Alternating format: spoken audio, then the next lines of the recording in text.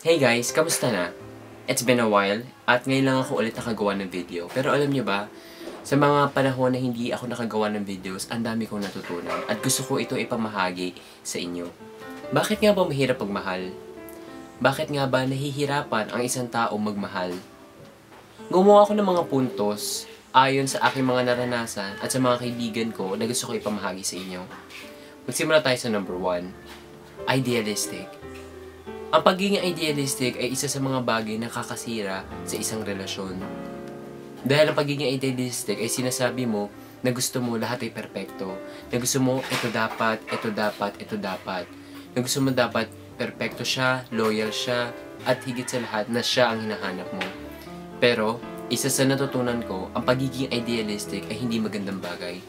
Sapagkat hindi mo binibigyan ng pagkakataon ng taong yun ay magbago, hindi mo binibigyan ng pagkakataon na yun ang tao ay patunayan na mahal ka niya talaga. Dahil pag nagkamali lang siya ng simple, iba na agad ang paningin mo. Pangalawa, kasi na-trauma ka sa mga dating nangyari sa'yo.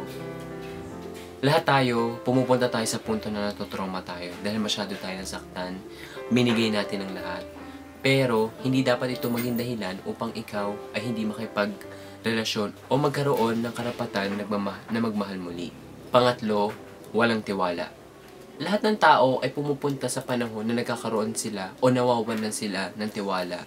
Masakit man sabihin, ito ay talagang nangyayari. Kapag ikaw ay nawalan ka ng tiwala sa taong minamahal mo, ang nangyayari ay ikaw ay napapraning o ikaw ay nagdududa na akala mo ikaw ay nilaloko niya pero hindi naman talaga. Sumunod, ang pagiging overly attached.